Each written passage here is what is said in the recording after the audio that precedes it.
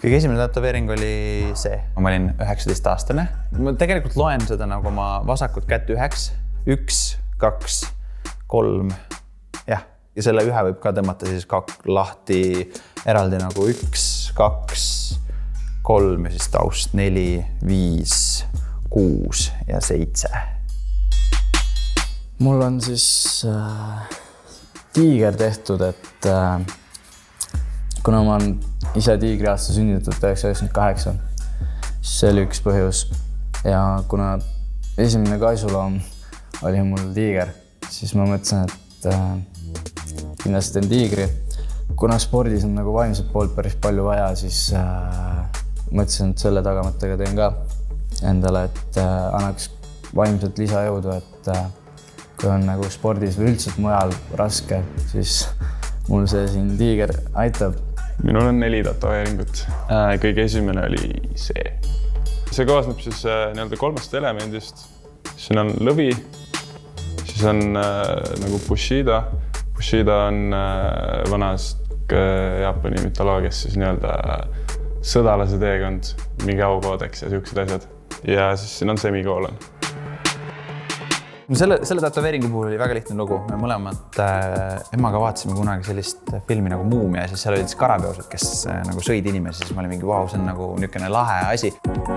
Siis kui jõudis kätte kuning tätoveeringu tegemine, selle tätoveeringu tegemise ajal olin ma niisugusest natukene võibolt endagi pahuksis. Ma olin just lahku läinud ühe tütarlapsega, ma olin müünud maha oma kitarri, käisin väga tihti pubide vahel, et ma seda kitarrist teenitud raha, siis see oli minu kõige esimene kitarr, et sellest jääks mingisugune mälestus alles ja et ma seda raha siis maha ei laristaks märjukesi ostes pubides, siis ma otsustasin, et davai, teeme endale esimese tätoveeringu.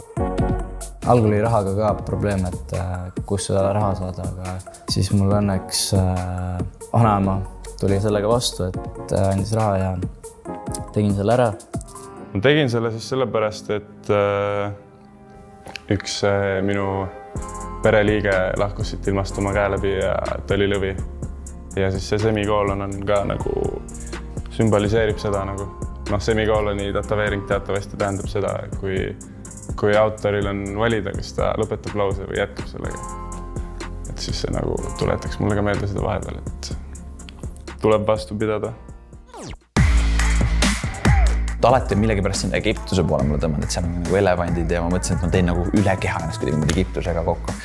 Rinna peal on mul siis niisugune elevant 8 jalg. Mõlemad on niisugused väga targad loomad, teada tulevasti nartsissid. Siin näitavad seda, et ma olen väga nartsissistlik inimene ja ma seostasin selle täpsamamoodi ära ka Egiptusega, kuna Egiptuses on nartsissid surmasümboliks, siis see on nagu niisugune nagu kaudselt see, et kui ma nagu liiga seda teed lähen, et ma olen nagu oma egosse süübinud nartsissistlik inimene, siis see nagu tõmbab mind alla.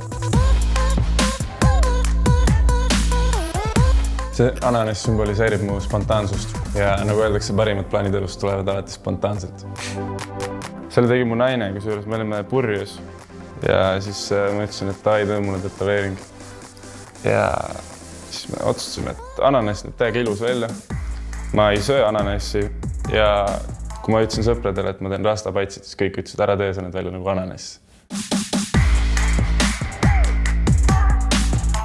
Alguses, kui ma nagu selle contenti tegin siia, siis ma järgmisel päeval mõtlesin küll, et kas see oli nagu vajalik. Sest et see on ainuke tätoveering, mille peale ma reaalselt ei mõelnud. Sest et selle ma tegin siis, kui ma tegin ühte oma videot, kus ma lasin Instagrami jälgijatele otsustada enda päeva. Ja seal valikus oli siis kas ma teen endale needi või tätoveeringu, loomulikult nad valisid selle hullema variandi.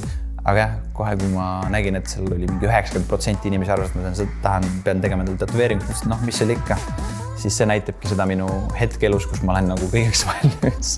Nagu viewside nimel olen kõigeks valmis. Ma armastan South Parki ja ma tunnen, et kui ma ütleks nagu see must huumor ja kõik asjad, kui ma ütleks kõik asjad välja, mida ma mõtlen, siis ma tunnen, et ma oleks nagu Cartman. Aga ma ei tee seda. Mina ise ei tätoveeriks jalgade peale. Lihtsalt seal mulle ei meeldi. Ma arvan, et siia keskele, see on rõme valus. Tundub sinna, ma ei teeks. No, perse. Nagu kaenlaauk tundub ka räme valus, pähe mitte kuhugi, sest see, sinna kasvavad juuksed peale. Näkku ma ka ei tahaks teha. ja kaela ja piirkonda ka kindlasti ei teeks. Vot, suhu ma ei teeks. Ja kõhu peale. Ma ilmselt peaks ütlema nägu, aga ma ei julge lubada. Need on mu kodutänavad, sest et hästi oluline on see, kuhu sa tahad jõuda ja püüelda, aga ei tasu unustada seda, kus sa pärit oled.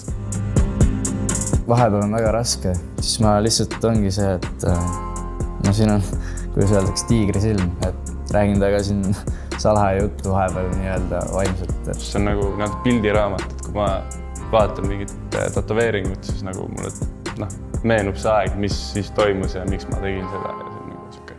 Kuna isa olen sportlane, siis ma olen siuke spordifanaatik ka, et nägin neid tatoveeringuid igal pool teistel sportlastel maailmas ja Eestis. Kui ma poleks sportlane, siis ma isegi vist ei usuks, et ma oleks teinud. Kui ma ei oleks räppar, siis ilmselt ma teeks ikka neid samu asju.